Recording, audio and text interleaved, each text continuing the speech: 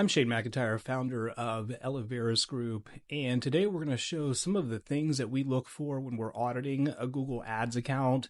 Some of the 3, 4, 5 top things I look for when looking at an existing ad account. Most of this is going to be for lead generation campaigns, although a lot of this definitely would apply also for e-commerce. So let's dive into it. The first thing, probably the number one mistake I see for a lot of advertisers is they don't have correct location targeting. And this can be real easy to miss. So what you're going to want to do is go to settings, then go to locations. And this is definitely applicable for mortgage, real estate, solar, any type of business where you're looking for people that are physically located in a geographic location, zip code, state, whatever the case may be, multiple states. Okay, so we're going to go to settings, locations, and you want to click this button down here, location options. Okay. And when you go to location options, you're going to see two options here. You're going to see, and I'll draw an arrow to it, presence or interest in. What this means is that people could be searching outside of your location, but showing an interest in your location, but doesn't necessarily live or is regularly in that location. A lot of times Google gets this wrong. So if you have this option checked, if you're looking for people that actually reside in a physical location like real estate, mortgage, solar, home services, you definitely want to have this option selected. Okay, so the next thing that I look for in a campaign is if you go to settings and you're going to go to networks. And I usually disable these two settings, and I'll explain why here in a second.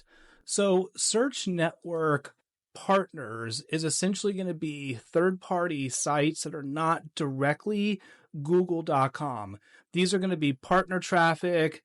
Typically for lead generation campaigns, it's usually going to generate low intent. A lot of times you're going to have fake spam leads. I mean, they look like real leads, but they're actually AI generated bot and spam leads, basically to trick the algorithm to send traffic to their sites.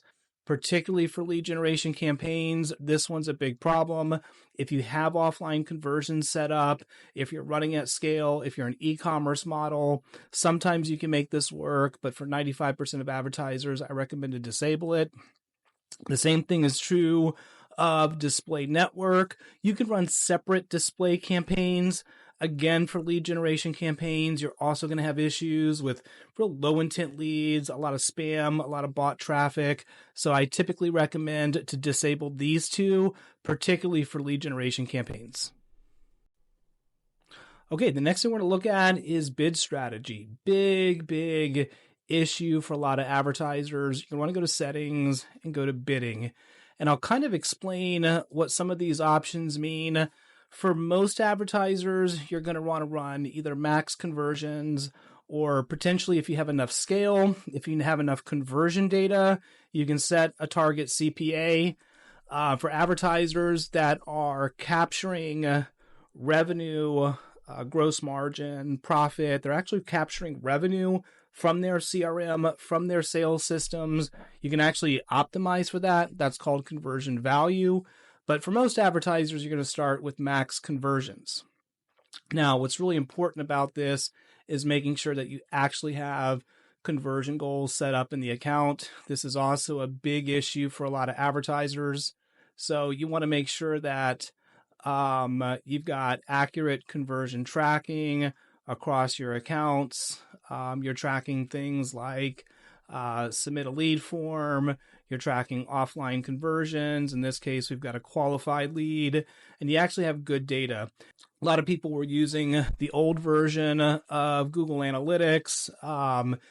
The old version of Google Analytics is no longer sending conversion data back to Google Ads. So if you're using the old version of Google Analytics, if you haven't stand up GA4 and updated those conversion goals, you may not be tracking conversions correctly. Okay, a couple other things I typically look for campaigns. I usually like to see pretty tight theming or keyword themes around ad groups.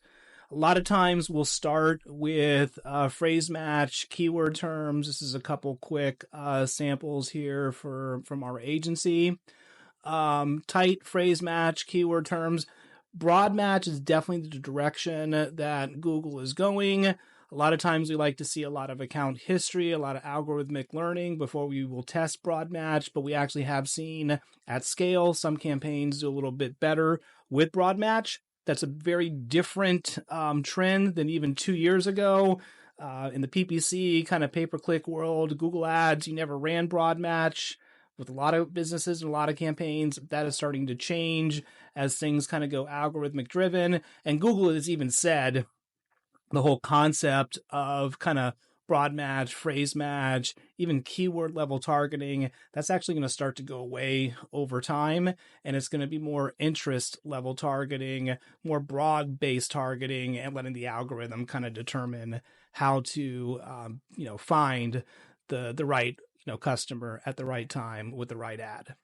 Speaking of that, a couple things we look for under ads. I'll give you a couple examples here. We typically recommend to have 10 to 15 headlines in responsive ads, completely fill out your descriptions, and make sure you're going to a landing page. So I'm going to show you an example of our landing page. You'll notice here that there's a clear call to action above the fold. We have clear CTAs listed throughout the website. We're adding social proof on the site, reviews, but there really isn't anything else to do but to take the conversion action that we want our customers to take. And in this case, it's a form fill. The offer that we have, in exchange for your information is we do a free marketing consultation and PPC account audit. That's our offer. Your business may have a different offer depending on the type of business and the type of industry, but landing page has a big, big impact on conversions. Okay, and the last key piece is make sure you have accurate analytics and tracking, not only across Google Ads, but across your entire marketing stack. We have an internal tool that we build for our clients. You may have something else internally, but you need to be able to track, key things like cost per conversion, cost of customer acquisition. So make sure you have good data, good way to track things. Things are coming back from your CRM to your ad platforms, and you're looking at things not just from Google Ads, but you're looking at things omni-channel across all your marketing channels to figure out how effective your advertising is. So that's it. Those are my top 10 things I look from a Google Ads perspective. Feel free to reach out. It's Shane@elevarus.com or elevarus.com, ELEVARUS.com. Thank you so much.